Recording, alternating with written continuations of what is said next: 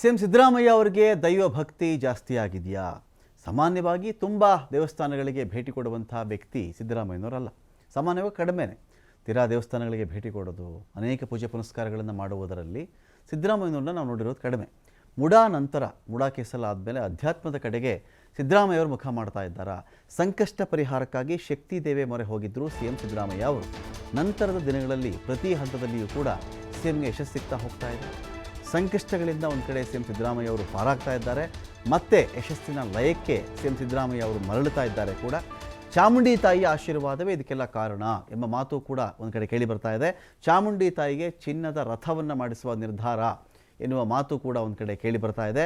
ಅಂದಾಜು ವೆಚ್ಚ 100 ಕೋಟಿ ರೂಪಾಯಿಗಳ ಪ್ರಸ್ತಾವನೆ ಕೂಡ ತಯಾರಿಯಾಗಿದೆ. ಚಾಮುಂಡಿ ತಾಯಿ ಶ್ರೀರಕ್ಷೆ ತನ್ನ ಮೇಲಿರಲಿ. ವಾಲ್ಮೀಕಿ ಹಗರಣದಲ್ಲಿಯೂ ಕೂಡ ಸಿಬಿಐ ತನಿಖೆಯಿಂದ ಬಚಾವಾಗಿದ್ದರು ಇವರು. ಹೈಕೋರ್ಟಿಂದ ಸಿಬಿಐ ತನಿಖೆಯೇ ರದ್ದಾಯಿತು. ಮುಡಾ ಹಗರಣದಲ್ಲಿಯೂ ಕೂಡ ಇಡಿಯಿಂದ ತನಿಖೆ ವಿಳಂಬವಾಗಿದೆ. ಹಣ ವರ್ಗಾವಣೆ ಆಗದ ಕಾರಣ ಮುಂದುವರಿಯೋದಕ್ಕೆ ಅದು ಒಂದು ವಿಚಾರ ಇತ್ತು. ಮುಂದುವರಿಯೋದಕ್ಕೆ ಮೀನಾಮೇಷ ಎಣಿಸ್ತಾ ಇದ್ದಾರೆ ಇವರು.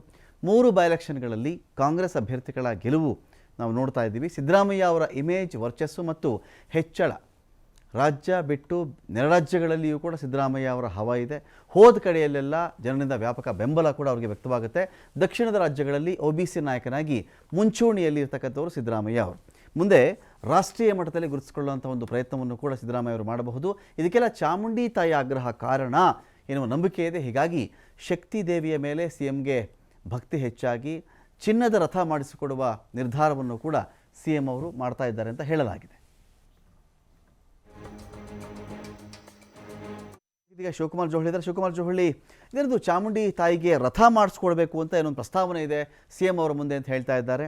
ಇತ್ತೀಚಿನ ಗೆಲುವು ಮತ್ತು ಸಿದ್ದರಾಮಯ್ಯ ಅವರು ಸಂಕಷ್ಟಗಳನ್ನು ಅನುಭವಿಸಿದ್ರಲ್ಲ, ಅದಕ್ಕೆ ಪರಿಹಾರದ ರೂಪದಲ್ಲಿ ಅವರಿಗೆ ಚಾಮುಂಡಿ ತಾಯಿ ಕಂಡಿದ್ದಾರಾ? ಆ ಕಾರಣಕ್ಕೋಸ್ಕರವಾಗಿ ಈ ಒಂದು ಕಾಣಿಕೆನೋ ಕೊಡುಗೆನೋ ಕೊಡ್ತಾ ಇದ್ದಾರಾ ಸಿದ್ದರಾಮಯ್ಯ ಅವರು ಅಂತ?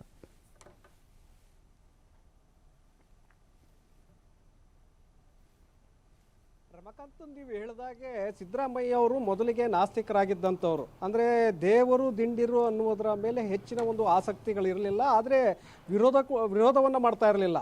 ಆದರೆ ಇತ್ತೀಚೆಗೆ ದೇವರ ಮೇಲೆ ಹೆಚ್ಚಿನ ಒಂದು ನಂಬಿಕೆ ಮತ್ತು ಭಕ್ತಿ ಅವರಲ್ಲಿ ಕಂಡು ಬಂದಂತೆ ಕಾಣಿಸ್ತಾ ಇದೆ. ಯಾಕಂದರೆ ಈಗ ಮೂಢ ವಿಚಾರದಲ್ಲಿ ಯಾವಾಗ ಸಂಕಷ್ಟ ಎದುರಾಗುತ್ತೆ ಮುಖ್ಯಮಂತ್ರಿಗಳಿಗೆ, ಆ ಸಂದರ್ಭದಲ್ಲಿ ಅವರು ಚಾಮುಂಡೇಶ್ವರಿ ದರ್ಶನವನ್ನು ಮಾಡ್ತಾರೆ, ವಿಶೇಷ ಪೂಜೆಯನ್ನು ಮಾಡಿಸ್ತಾರೆ. ತದನಂತರದಲ್ಲಿ ಆದಂತಹ ಬೆಳವಣಿಗೆಗಳು ಅವರಿಗೆ ಈಗ ಸಂತೋಷಕ್ಕೆ ಕಾರಣ ಆಗ್ತಾ ಇದೆ. ಯಾಕೆಂದರೆ ಅಲ್ಲಿಗೆ ಪದೇ ಸಂಕಷ್ಟ ಎದುರಾದಂಥ ಸಂದರ್ಭದಲ್ಲಿ ಅವರು ಈಗ ಚಾಮುಂಡೇಶ್ವರಿ ದೇವಿಗೆ ವಿಶೇಷ ಪ್ರಾರ್ಥನೆಯನ್ನು ಸಲ್ಲಿಸ್ತಾ ಇದ್ದಾರೆ. ನಾವು ಗಮನಿಸ್ಬೋದು, ಅವರು ಚಾಮುಂಡೇಶ್ವರಿ ಮೊರೆ ಹೋದ ನಂತರದಲ್ಲಿ ಸಾಕಷ್ಟು ಬದಲಾವಣೆಗಳು, ಬೆಳವಣಿಗೆಗಳು ಆಗ್ತಾ ಇದೆ. ಅದರಲ್ಲಿ ಒಂದು, ಸಿದ್ದರಾಮಯ್ಯ ಅವರು ವಾಲ್ಮೀಕಿ ಹಗರಣದಲ್ಲಿ ಇನ್ನೇನು ಅವರನ್ನು ಸಿಲುಕಿಸಲಾಗುತ್ತೆ ಅನ್ನುವಂತಹ ಆರೋಪಗಳು, ಚರ್ಚೆಗಳು ಶುರುವಾಗತ್ತೆ. ಶುರುವಾದಂಥ ಸಂದರ್ಭದಲ್ಲಿ ಯೂನಿಯನ್ ಬ್ಯಾಂಕ್ ಕೂಡ ಅವರ ವಿರುದ್ಧವಾಗಿ ಸಿಬಿಐ ತನಿಖೆಗೆ ಆಗ್ರಹವನ್ನು ಮಾಡಿ ಹೈಕೋರ್ಟ್ಗೆ ಪಿಟಿಷನ್ ಹಾಕತ್ತೆ.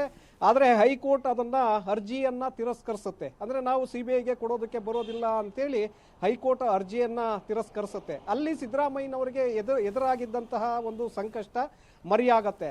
ನಂತರದಲ್ಲಿ ಇಡಿ ಮೂಡಾ ವಿಚಾರದಲ್ಲಿ ಇನ್ನೂ ಕೂಡ ಹಿಂದೇಟು ಆಗ್ತಾ ಇದೆ. ಇಡಿ ಇಲ್ಲಿಯವರೆಗೆ ಸಿದ್ದರಾಮಯ್ಯನವರಿಗೆ ನೋಟಿಸನ್ನು ಕೊಟ್ಟಿಲ್ಲ. ಈಗಾಗಲೇ ಅವರ ಕುಟುಂಬಸ್ಥರಿಗೆ ನೋಟಿಸನ್ನು ಕೊಟ್ಟು ವಿಚಾರಣೆಯನ್ನು ಮಾಡಿದೆ. ಆದರೆ ಈ ಸಿದ್ದರಾಮಯ್ಯ ಅವರಿಗೆ ಇಲ್ಲಿಯವರೆಗೂ ಕೂಡ ನೋಟಿಸನ್ನು ಕೊಟ್ಟಿಲ್ಲ. ಕೇವಲ ಅಧಿಕಾರಿಗಳ ಲೆವೆಲ್ನಲ್ಲೇ ವಿಚಾರಣೆಯನ್ನು ಮಾಡ್ತಾ ಇದೆ. ಯಾಕೆಂದರೆ ಇಲ್ಲಿ ಅಕ್ರಮವಾಗಿ ಹಣ ವರ್ಗಾವಣೆಯಾಗಿಲ್ಲ ಅನ್ನುವಂಥ ಒಂದು ಕಾರಣದಿಂದಾಗಿ ಇಡಿ ನೇರವಾಗಿ ಎಂಟ್ರಿ ಆಗೋದಕ್ಕೆ ಸಾಧ್ಯ ಆಗ್ತಾ ಇಲ್ಲ. ಸೊ ಅದು ಎಲ್ಲೋ ಒಂದು ಕಡೆಗೆ ಸಿದ್ದರಾಮಯ್ಯನವರ ಒಂದು ಬಂದಿರುವಂಥ ಒಂದು ಸಂಕಷ್ಟ ಇಲ್ಲೂ ಕೂಡ ಪಾರಾಗಬಹುದು. ದೇವಿ ನನ್ನನ್ನು ಪಾರು ಮಾಡ್ತಾಳೆ ಅನ್ನುವಂಥ ಒಂದು ನಂಬಿಕೆ ಈಗ ಸಿದ್ದರಾಮಯ್ಯ ಅವರಿಗೆ ಬಂದಂತೆ ಕಾಣಿಸ್ತಾ ಇದೆ. ತದನಂತರದಲ್ಲಿ ಈಗ 3 ವಿಧಾನಸಭಾ ಕ್ಷೇತ್ರಗಳ ಚುನಾವಣೆ ಫಲಿತಾಂಶ ಕೂಡ ಅವರಿಗೆ ಮತ್ತಷ್ಟು ಶಕ್ತಿಯನ್ನು ತಂದಿದೆ. ಇನ್ನೊಂದು ಮಾಹಿತಿಯ ಪ್ರಕಾರ 5 ವರ್ಷಗಳ ಕಾಲ ಮುಖ್ಯಮಂತ್ರಿಗಳೇ ಮುಂದುವರಿತಾರೆ. ಯಾಕೆಂದರೆ ಇಲ್ಲಿ ಎಲ್ಲೂ ಕೂಡ ಅವರು ಅಧಿಕಾರ ಬದಲಾವಣೆ ಆಗಲ್ಲ ಅನ್ನುವಂಥ ಒಂದು ಮಾಹಿತಿಗಳು ಕೂಡ ಈಗಾಗಲೇ AICCಯಿಂದ ಬರ್ತಾ ಇದೆ. ಸೊ ಇದನ್ನ ಗಮನಿಸಿದಾಗ ಮತ್ತೆ ಸೌತ್ ಸ್ಟಾರ್ ಆಗ್ತಾ ಇದ್ದಾರೆ ಸಿದ್ದರಾಮಯ್ಯ ಅವರು. ತಮಿಳುನಾಡಿಗೆ ಹೋಗ್ಲಿ, ಕೇರಳಕ್ಕೆ ಹೋಗ್ಲಿ, ಮಹಾರಾಷ್ಟ್ರ ಹಾಗೆ ತೆಲಂಗಾಣ, ಆಂಧ್ರಕ್ಕೆ ಹೋದ್ರೂ ಕೂಡ ಹೆಚ್ಚಿನ ಒಂದು ಜನಬೆಂಬಲ ಅವ್ರಿಗೆ ಸಿಗ್ತಾ ಇದೆ.